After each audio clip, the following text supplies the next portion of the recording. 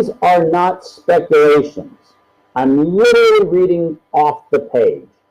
And people sit back and go, well, they certainly wouldn't be doing that. Well, I don't know.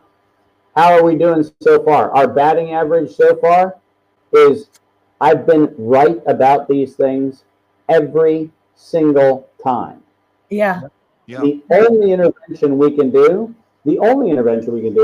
is to actually make sure we get ahead of the story so it becomes difficult for the story to be plausible. What we need to do right now, because I know that our viewers, and I know that there's people out there that if they had access to this information, and I love what you're saying, Dr. Martin, about sharing this out as much as possible. We need to equip them with the best talking points for this that are absolutely on point here, which are in this pamphlet that we have. Thank God we have our hands on it. It was hard to get it there for a second, and we had to, I know Stephanie had to look for it and find it because it seemed like it was being kind of erased from certain places. They've been trying to take it offline ever since I did my Shannon Joe show.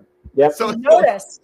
So we're not being paranoid. They actually are trying to get rid of this thing. It was it was quite a find. So Stephanie did finally find it, and we got it. So the one you just held up earlier, I just think it's important our viewers see this. So I'm gonna just bring this up. So this is the blueprint. This is it. This is from April 2024. You spoke about the setting the date for this thing. I want to go to the page that has that date, the July 4th warning of when this is going to go down. Because I want to be able to tell people, like, this is how they do this. We have event 201 to show us the original blueprint of how they plan something out, and they set a stage for it. So well, and remember, you know, if you go through the list of names, you know, go ahead and pull down.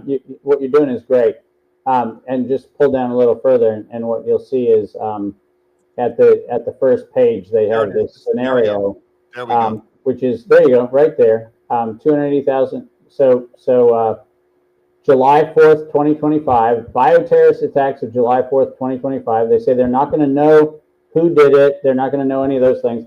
But guess what? Here's the tiny little problem. If you go up to the list of names and you go through the list of names who are the scientific advisors on this particular event scenario, we actually know who the weapon maker is. Yeah. He's outed in this document. And so right there, if you go down through the list of the ex officio members, what you find out is the ex officio members, several of them are veterinarians and bioweapons BSL lab runners who are actually working on equine encephalitis. They're working on all sorts of other weaponized systems. And if you look at people like Gerald Parker and George Post right here on your screen, and you find out what they've been doing and what they've been weaponizing, we actually have a high probability of knowing what pathogens they're looking at. And so, and given the fact that they said it's going to be a combined human and veterinarian event, right there, the ex officio members, Gerald Parker, George Post, if you go through that whole list of ex officio members, we actually have all kinds of potential liabilities. We have Nipah virus being suggested. We have a bunch of other things that are in this. And if you read the research they've had funded, we know that the encephalitis risk is high. We know that the Nipah risk is high. We know that hemorrhagic fevers are high.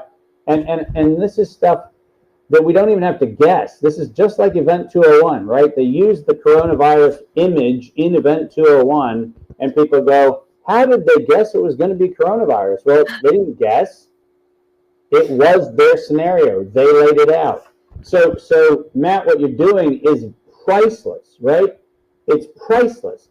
The fact that somebody can put into writing the bioterrorist attacks of July 4th, 2025, which is a date in the future where they say 280,000 Americans, 400,000 infected, 200,000 animals, 800,000 sickened, dead on a day. Like, I'm sorry, but if you're not paying attention, you're just asleep. So the issue that we're pointing at is that there's so many people who think that somebody else will do it, right? One of our biggest problems is we're waiting for saviors. Yes. And we fail to understand we are being called on to take action. It's a daily exercise. And what I encourage people to do is daily share this content, get it to different people. Talk to you, the same person who hit you up for a political donation, tell them that you won't write another check until they do something with it. Like, use the tools you have to increase and amplify the message. That's the critical piece.